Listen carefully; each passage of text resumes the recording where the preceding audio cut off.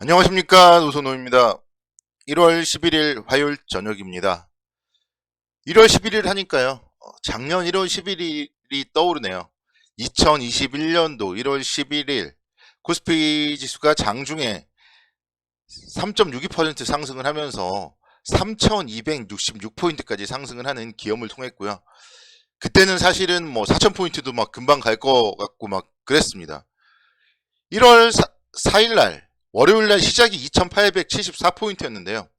정말 거의 일주일 만에 주가 지수가 엄청나게 상승을 하면서 뭔가 기대감이 정말 가득했었는데 1년이 지난 오늘 보니 그 기대감은 뭐 이루어지지 않았고요. 또 지금의 주식시장은 2,920선 정도에서 좀 힘겨운 움직임을 보여주고 있어서 좀 아이러니하다는 생각이 듭니다.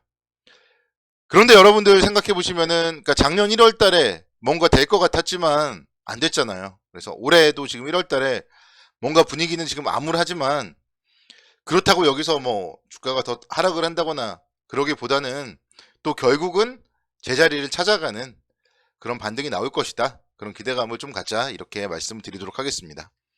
자, 오늘 방송은요, 여러분들 정말 끝까지 잘 들어주시기 바라겠습니다.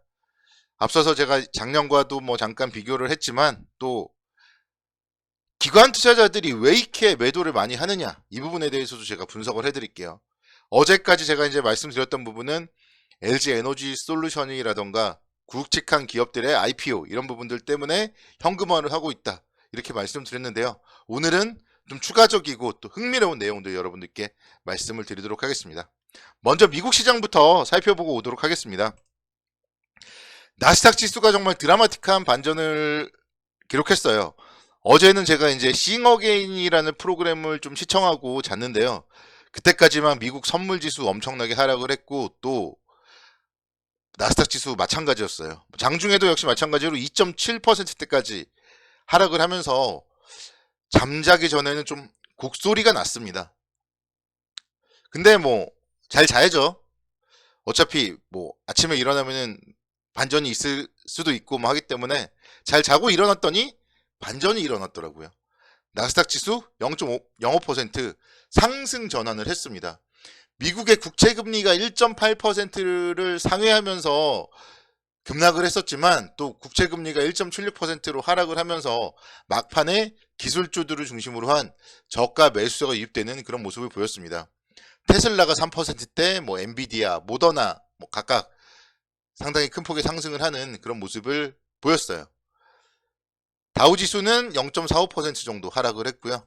S&P 500 지수 0.14% 정도 하락을 했지만 나스닥 지수의 이런 정말 드라마틱한 반전은 또 기분 좋게 만들었다, 이렇게 말씀드리겠고, 오늘 국내 주식시장은요 뭔가 좀 방향성을 탐색하는 그런 날이었던 것 같아요. 오전장에는 미국 시장의 좀 영향으로 윗방향을 타진했다가 또 아랫방향으로 2,909포인트까지 하락을 했었고, 그 이후에는 이제 좀 평정심을 되찾고 2,920포인트대에서 횡보를 하는 그런 모습으로 마감을 했다, 이렇게 말씀드릴 수 있겠습니다.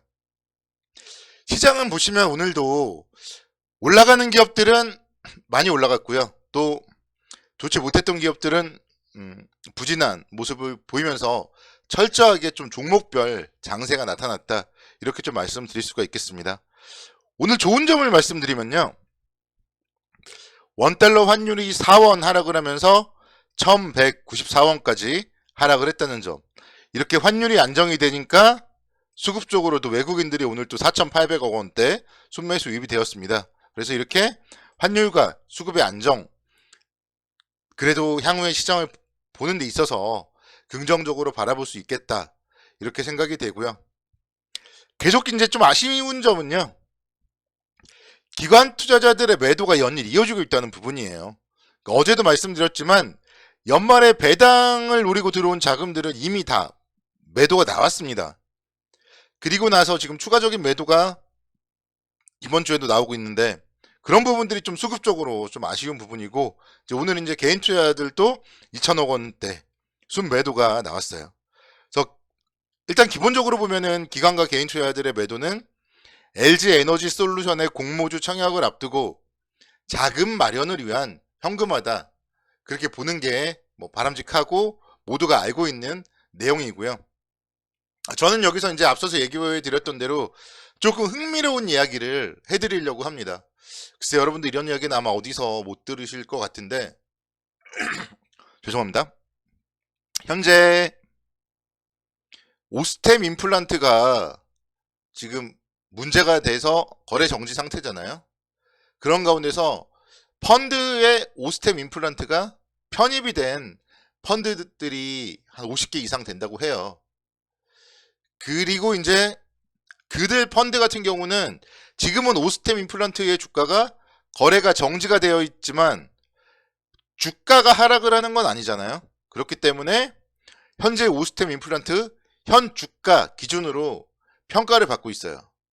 그렇기 때문에 지금 환매를 하면은 여러분들이 그래도 뭐 큰 타격은 없다, 그렇게 말씀을 드릴 수가 있겠고, 근데 만약에 여기서 좀 최악의 경우로 간다, 그래서 오스템 임플란트가 만약에 상장 폐지가 된다, 그럴 경우에는 그 오스템 임플란트가 들어있는 펀드에서 갑자기 한 2% 정도는 손실이 되는 거예요. 뭐 종목이, 그러니까 오스템 임플란트만 있는 게 아니기 때문에 대략 한 2% 정도 아마 반영이 될 것 같아요. 그래서 이제 좀 스마트한 개인 투자자들이 펀드를 지금 환매를 하고 있어요. 그런 부분들이 여러분들의 주식 뭐 시장에 개인 투자자들의 펀드 환매, 이게 이제 기관 투자자들의 매도로 나타나고 있다, 이렇게 말씀을 드릴 수가 있겠습니다. 그러니까 실제로 오스템 임플란트 때문에 어쨌든 손실이 날 가능성이 높잖아요. 그런데 지금 당장은 시가 평가를 하지 않기 때문에 지금 환매를 하면은 손실폭을 줄일 수 있다. 뭐 어떻게 보면은 이게 뭐 차익 거래라고 할 수도 있고요. 그러니까 이 오스템 임플란트 때문에 펀드의 손실폭을 줄이고 매도를 한다면 그런 부분들 역시 좀, 그러니까 사람은요, 그래서 좀 생각을 해야 되는 것 같아요. 아, 이런 방법도 있구나, 막 이런 생각이 들더라고요. 그렇기 때문에 그러니까 다른 종목들 지금, 그리고 전체적인 주식시장에 좀 피해가 있다, 이렇게 좀 말씀을 드릴 수가 있겠습니다. 이런 전반적인 부분들을 이제 좀 감안을 해보고요. 대한민국의 주식시장 좀 생각을 해본다면은 일단은 너무 걱정할 필요는 없다고 생각이 듭니다. 이런 펀드 환매, 만약에 뭐 개인 투자자들이 펀드를 환매해서 본인의 계좌로 이제 환매금이 들어와요. 그러면은 또다시 어차피 주식 투자를 할 거예요. 주식 또는 펀드 한 자금이니까. 그렇기 때문에 자금의 뭐 이탈이 일어날 가능성은 높지 않다, 이렇게 말씀드릴 수가 있겠고, LG 에너지 솔루션 같은 경우도 이제 다음 주가 청약이란 말이에요. 그래서 다음 주 한 금요일 정도부터는 지금의 현금화 됐던 자금들이 청약으로 들어가고, 청약을 받지 못한 자금들로서 또 주식을 매수할 수 있습니다. 그게 아마도 다음 주 금요일 정도부터 될 거예요. 그래서 그렇게 된다면은 그런 수급들은 조금씩 풀릴 수 있다, 이거를 여러분들께 말씀을 드리고 싶습니다. 그럴 경우에는 시장은 좀 긍정적인 효과를 받을 수 있다, 이렇게 생각이 되고, 뭐 미국 뭐 금리 이런 부분들 계속 지금 너무 걱정들 하시는데요. 사실 지금 이제 어차피 FOMC 회의는 계속 또 이루어질 거고요. 그런 스탠스는 또 바뀔 수가 있습니다.